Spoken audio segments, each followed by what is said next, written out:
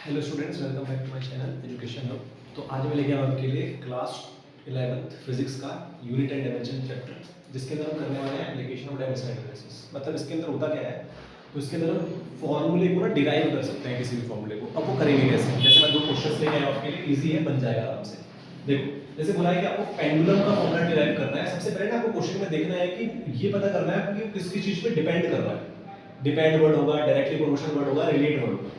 जैसे यहाँ बोला है कि जो पेंडुलम है उसका टाइम पीरियड जो है, जो टी है पेंडुलम का, वो किस किस पे डिपेंड कर रहा है। तो मतलब जो पेंडुलम का टी है वो डायरेक्टली प्रोपोर्शनल है तो लेंथ के, देखो लिखा हुआ है depends upon length of the pendulum and acceleration due to gravity.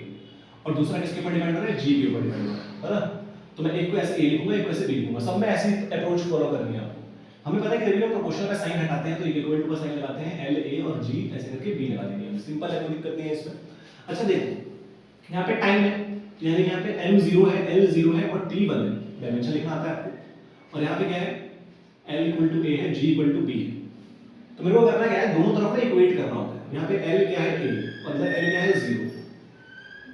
यही तो है, यही है भाई, सिंपल है, कोई दिक्कत नहीं है इसमें। और g की क्या है? g acceleration due to gravity. तो पहले इसकी डायमेंशन लिख लो। डायमेंशन क्या होती है? एक्सेलरेशन की डायमेंशन क्या होती है? एक्सेलरेशन होता है तुम्हारा वेलोसिटी अपॉन में टाइम। ठीक है, तो वेलोसिटी होता है मेरा nt - 1, यानी कि nt - 2 हो गया। यहाँ पे हम nt - 2 की वैल्यू b लिख सकते हैं, सिंपल है, कोई दिक्कत नहीं है। तो ये आएगा la lb और t - 2b, ऐसा कुछ आएगा। तो क्या ये मल्टीप्लाई नहीं हो सकता? तो ये हम la + b नहीं लिख सकते इसमें, और t - 2b नहीं आएगा। ठीक है, तो मैं इसको यहाँ पे कंपेयर कर सकता हूँ कि मेरी जो l की वैल्यू थी वो, पहले t को कर लेते हैं, t = -2b = t = 1। t से t कटा तो -2b = 1 हुआ, यानी कि b की वैल्यू आ जाएगी मेरी -1/2। सिंपल है, कोई दिक्कत नहीं है। b की वैल्यू मेरी आ गई। अब मैं ऐसे कंपेयर करूंगा किसमें? l से। तो l से मैं कंपेयर करूंगा l = 0 = l = a + b। तो l से l कटा, a + b = 0 आ गया, यानी कि a की वैल्यू जो होगी वो -b के बराबर है। और ये ऑलरेडी माइनस में था, तो यानी कि a की वैल्यू क्या आएगी मेरी? 1/2 आ जाएगी। माइनस में था ना, तो माइनस माइनस प्लस हो गए। a की वैल्यू आ गई, b की वैल्यू आ गई। अब क्या करेंगे? देखो, अब क्या करेंगे? सिंपल सी बात है, यहाँ पे वैल्यू पुट करनी है आपको। तो t = k, l की वैल्यू क्या है मेरी? l a था तो 1/2 है, और g की वैल्यू है मेरी -1/2। सिंपल है। तो ये माइनस का साइन है तो ये नीचे जाएगा, ये ऐसे बन सकता है, l की वैल्यू 1/2, g की वैल्यू 1/2। और ये दोनों 1/2 मतलब कि हम इसको ऐसे भी लिख सकते हैं k√l/g। तो ये इसकी फॉर्मूला हो गया। हमेशा याद रखना कि हमें ना k की वैल्यू हमेशा इसमें 2 पाई वैल्यू होती है, केवल ये पेंडुलम वाले केस में, क्योंकि क्वेश्चन बहुत पेपर में आता है। तो पेंडुलम के केस में जो k होता है ना वो 2 पाई होता है। नॉर्मल आप ऐसे भी छोड़ के आ सकते हो, लेकिन अगर आपको याद है k की वैल्यू 2 पाई तो कोई दिक्कत नहीं है। ठीक है, तो t = 2 पाई√l/g, इसका फॉर्मूला हमारा डिराइव हो चुका है। सिंपल है, अप्रोच समझ में आई आपको? कुछ नहीं करना, पहले आपको डायरेक्टली प्रोपोर्शनल देखना है किसकी चीज के। हमने बोला इसके और इसके, उसके सामने आप कोई भी कोफिशिएंट डाल दो अपनी तरफ से, x y a b डाल दिया हमने। प्रोपोर्शनल का साइन हटाया, आपको पता है कि कोई कांस्टेंट लगता है, हमने k ले लिया। अब मेरे को देखो डायमेंशन यहाँ पे m0 l0 t1 तो लिखूंगा मैं इसकी, क्योंकि t एक है, बाकी तो आई नहीं। और यहाँ पे मैं ऐसे लिखूंगा। अब मेरे को g की पहले डायमेंशन पता है, l की तो l ही होती है, लेंथ तो लेंथ ही होता है ना। g में nt - 2 होता है क्योंकि एक्सप्रेशन था, और ये हमारा पूरा मल्टीप्लाई किया t की पावर l की पावर b और t की पावर -2b। ठीक है, और ये तो हम सिंपल ही m0 l0 t1 और ये m0 l0 t1। वैसे यहाँ पे m का कोई काम नहीं। देखो हमने करा क्या, हमने इसको ऐसे लिख दिया। ठीक है, यहाँ तक देखो। फिर मैंने कंपेयर किया, l से मैंने l को कंपेयर किया, t से मैंने t को किया। मुझे दिख रहा है यहाँ पे t से मैं t की वैल्यू निकाल सकता हूँ। t की वैल्यू मैंने आ गई b = -1/2, वो मैंने यहाँ वापस पुट कर दी इस वाले में। सॉल्व करके सिंपल दोनों की वैल्यू निकाली, वापस दोनों की वैल्यू पुट करी है। 1/2 को हम रूट में लिखते हैं, माइनस का साइन नीचे आके प्लस हो जाता है, ये मेरे को पता है। ठीक है, ये क्वेश्चन बहुत इंपॉर्टेंट है, पेपर में आता है। अगर एक और क्वेश्चन देख लो कि आपको सेंट्रीपिटल फोर्स का फॉर्मूला डिराइव करना है, वो मास, रेडियस और वेलोसिटी के डायरेक्टली क्वेश्चन है। सिंपल, कोई दिक्कत परेशानी? फोर्स जो है, फोर्स का फॉर्मूला डिराइव करना है, याद रखना।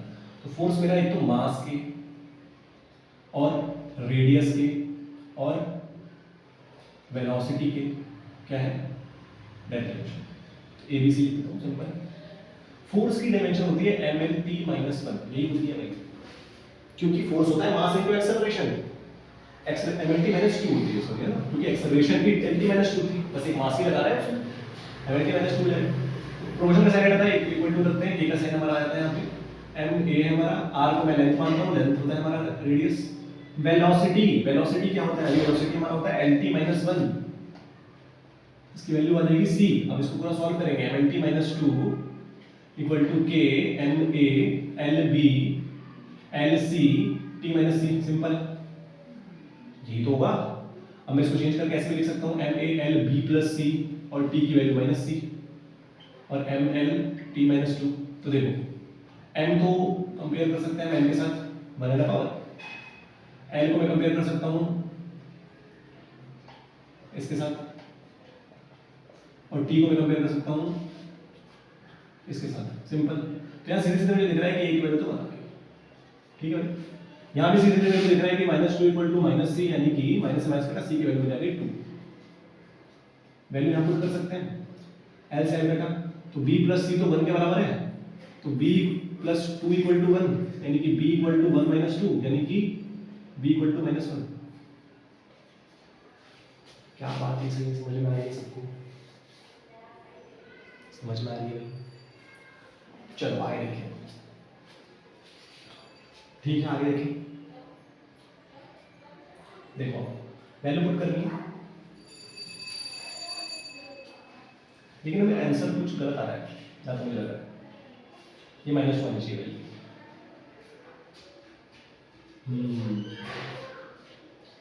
MLT माइनस 1 होता है बेटा कोस, MLT माइनस 1 होता है बेटा कोस, ठीक है, याद रखेंगे ये बात। ये प्लस 1 हो जाएगा और यहाँ पे प्लस 1 नहीं आना चाहिए। देखो क्या करना है, बताता हूँ। b plus C equal to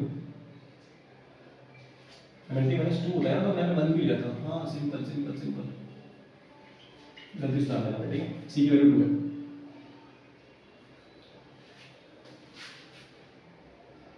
तो गलत क्यों आ रहा है वैल्यू, कुछ तो गड़बड़ है। क्योंकि देखो सिंपल जो फोर्स का फॉर्मूला होता है वो होता है mv स्क्वायर बाय r। तो यानी कि mv स्क्वायर बाय r लाने के लिए मुझे यहाँ पे r की, हाँ v की वैल्यू स्क्वायर में आनी चाहिए ना, तो v की वैल्यू स्क्वायर में आ तो रही, ठीक है सिंपल है भाई, सही कर रहे हैं, सही कर रहे थे। तो ये आ जाएगा तुम्हारा b plus C equal to 1, यानी कि b प्लस 2 इक्वल टू 1, यानी कि b की वैल्यू आ गई 1 माइनस 2, यानी कि b की वैल्यू हो गई हमारी 1 माइनस 1। सिंपल वैल्यू पुट करेंगे अगर हम, तो f equal to k, m की वैल्यू मेरी थी 1 और l की वैल्यू थी मेरी माइनस 1, और l मतलब r था ना, r तक रहा, तो r की वैल्यू थी मेरी माइनस 1 और v की वैल्यू मेरी थी 2। क्या ये बात समझ में आई आपको? तो ये माइनस 1 नीचे नहीं जाएगा ना, mv स्क्वायर बाय r भी बनेगा ये, और k की वैल्यू थी यहाँ पे, तो k की वैल्यू को मैं यहाँ पे 1 लेट कर लेता हूँ, लेट k इक्वल टू 1। तो मेरा फोर्स का फॉर्मूला आ गया mv स्क्वायर बाय r, यही तो डिराइव करना होता है, सिंपल सी बात थी भाई। डन है क्या, समझ में आया? तो आप ऐसे इसको नोट कर सकते हैं, और ऐसे सिंपल क्वेश्चन से बस ध्यान आपको क्या रखना होता है इसमें, इस चीज के डायरेक्टली प्रोपोर्शनल है, जिसके डायरेक्टली प्रोपोर्शनल है बस उसी से आपको एबीसीडी करके कोफिशिएंट की वैल्यू आपको निकालनी है बराबर रख के, क्योंकि आपको यहाँ की डायमेंशन और यहाँ की डायमेंशन को बस इक्वेट करना है। इक्वेट करके जो वैल्यू आएगी वापस पुट करो, सिंपल सी फॉर्मूला हमारा बन जाता है अपने आप। एज इट इज इसको उतारिए, उतार के एक बार प्रैक्टिस करिए, अपने आप बन जाएगा, ज़्यादा ढूंढने की जरूरत नहीं है, ठीक है। तब तक के लिए मिलते हैं नेक्स्ट वीडियो में। चैनल को लाइक करें, सब्सक्राइब करें, बेल आइकन को दबाना ना भूलें। जय हिंद।